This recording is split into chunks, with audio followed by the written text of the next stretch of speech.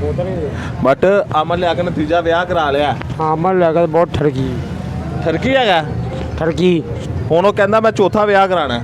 पहले मेरा करा तीसरे तलाक दे बेटा तोड़। पहले तेरा विआह करावे तीजा फिर चौथा करावे। तीन तलाक का विआह मुंड तोड़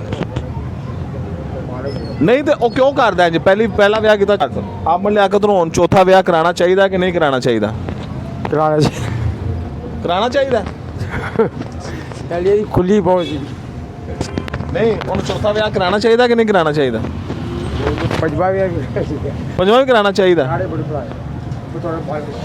नहीं तो अमन लिया के कहना पहले मेरा विआह करावे।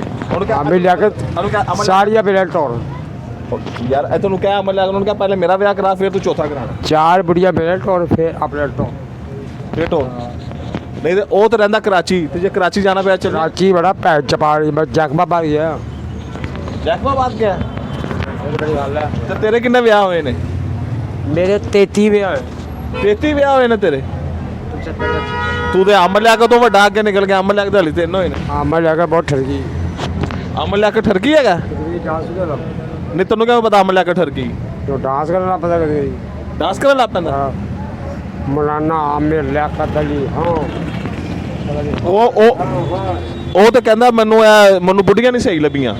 ਅਮਲਾ ਕਹਿੰਦਾ ਮੈਨੂੰ ਬੁੱਢੀਆਂ ਨਹੀਂ ਸਹੀ ਕਿ ਮੈਂ ਹੁਣ ਚੌਥਾ ਵੀ ਕਰਾਣਾ, ਪੰਜਵਾਂ ਵੀ ਕਰਾਣਾ, ਛੇਵਾਂ ਵੀ ਕਰਾਣਾ, ਸੱਤਵਾਂ ਵੀ ਕਰਾਣਾ। 8 ਕਰਾ 7 ਮੇਰੇ ਟੌਰ 7 ਵਿਆਹ ਤੇਰੇ ਕਰਾਵੇ। 8 ਬੁੱਢੀਆਂ ਮੇਰੇ ਟੌਰ 8ਵਾਂ ਵਿਆਹ ਆਪਣਾ ਕਰਾਵੇ। 8ਵਾਂ ਵਿਆਹ ਆਪਣਾ ਕਰਾਵੇ। ਜਿਹੜੇ ਜੇ ਕਰਾਈ ਜੇ ਮੇਰੇ ਟੌਰੀ ਹੈ ਸਹੀ ਹੈ। ਅਮਲਾ ਨੂੰ ਕਹਿ ਦੇ ਕਿ ਯਾਰ ਵਿਆਹ ਬਸ ਕਰ ਦਿਓ। ਨਹੀਂ ਵਿਆਹ ਵਿਆਹ ਕਰਾਈ ਹੈ ਬੁੱਢੀਆਂ ਪਿਛਲੀਆਂ ਮੇਰੇ ਟੌਰੀ ਹੈ। ਅੱਛਾ ਉਹ ਜਿਹੜੇ ਬੁੱਢੀਆਂ ਛਿੜੀਆਂ ਦਾ ਵਿਆਹ ਤੇ ਨਾ ਕਰਾ ਦੇ। ਹਾਂ ਯਾਰ ਬਟ ਇਹ ਗੱਲ ਹੋਈ ਸਾਰੀਆਂ ਕੱਢੀਆਂ ਮੇਰੀ ਬੋਲੋ